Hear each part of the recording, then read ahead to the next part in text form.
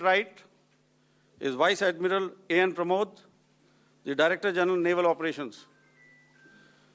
Following these briefings, we will be having a few question and answers. May I now request the DG Air Operations to commence the proceedings.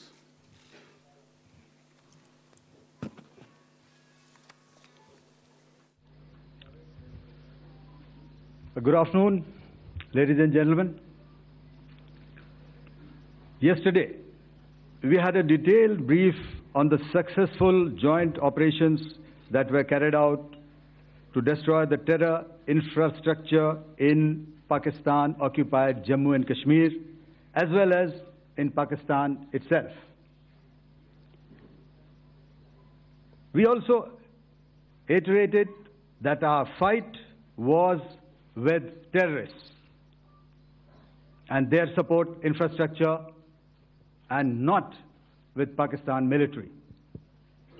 However, it is a pity that the Pakistan military chose to intervene and bat for the terrorist, which compelled us to respond in kind. दोस्तों, हमारी लड़ाई आतंकवाद और आतंकवादियों के खिलाफ थी।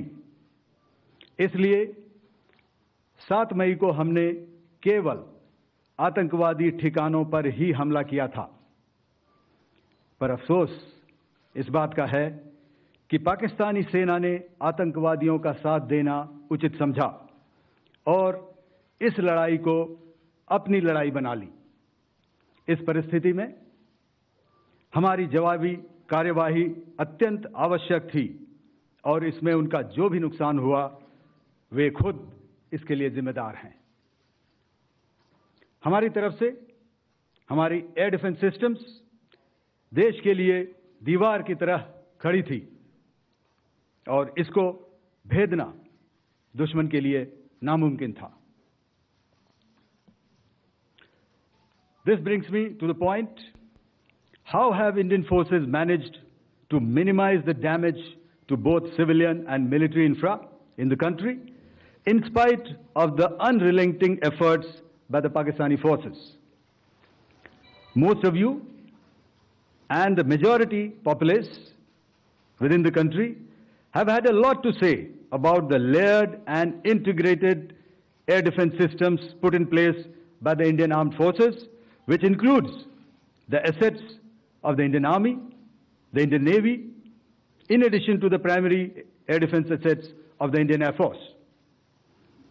As you all are well aware, this robust AD system comprises of a large variety of multi-layered AD sensors and weapon systems, from point defense weapons like the low-level air defense guns, shoulder-fired manpads, and short-range surface-to-air missiles or SAMs, to area defense weapons like the air defense fighters and longer-range surface-to-air missiles within our inventory.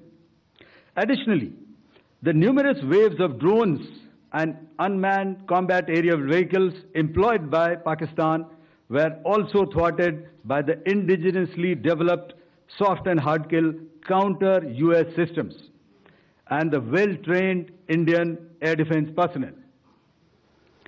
All this was brought together as an efficient and effective AD environment by the Integrated Air Command and Control System, or the ISCCS of the Indian Air Force, which accords us the net-centric operational capability which is vital to modern days warfighting.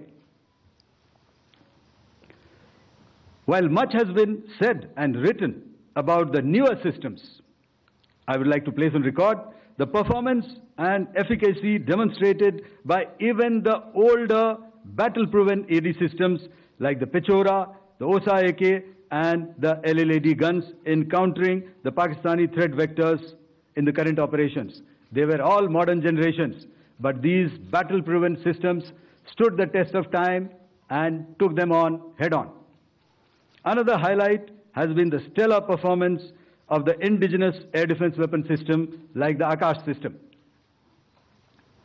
Here, ladies and gentlemen, I would like to mention that putting together and operationalization of this potent AD environment has been possible over the last decade due to unwavering budgetary and policy support provided by the Government of India in acquiring state-of-the-art equipment and weapon systems. Some of the results achieved in countering the enemy threat vectors over the last week are now being shown on the screen. Shown on the screen is the probable enemy PL-15 missile, which is of Chinese origin. This missile has missed its target, and you can see the pieces now which are available with us. Another weapon system or weapon which was found was the long-range rocket, the pieces of which you can now see on the screen. We have talked about the loiter munitions and the unmanned aerial systems, and here are some of the glimpses of those systems which we have brought down. To your right, with the right undercarriage or the wheel, you can see is the Yeeha system, which is of Chinese origin with Pakistan. You can see some quadcopters, and you can see one odd Sonka drone hanging by the wire. All these have been brought down by our trained crew and air defense systems. As far as our offensive actions are concerned, yesterday I had already shared some details about the targets engaged by the Indian Air Force. The composite picture of the Indian Air Force targeting so far is now shown on the screen. As you can see, we have targeted the length and breadth of the adversary. I'm sure most of you would have already seen the effect of these strikes on ground, courtesy the large number of videos and photographs being circulated in the media. A few representative examples from the open source are now being shown to you on the screen. In fact, two of them. This is the strike on the Noor Khan Air Base. And you can see the effect. I'm sure most of you have seen the video. I have also picked it up from your sources only. And this is the aftermath of our strike at Rahimyar Khan Air Base. You can see the massive crater that it has left on its runway. And you can see the pinpoint accuracy of our weapons.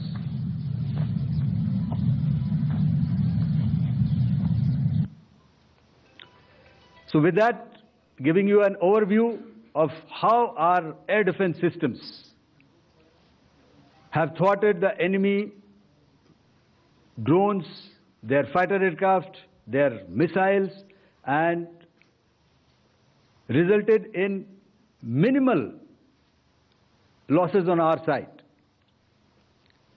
I would now hand over to the DGMO to cover his portion.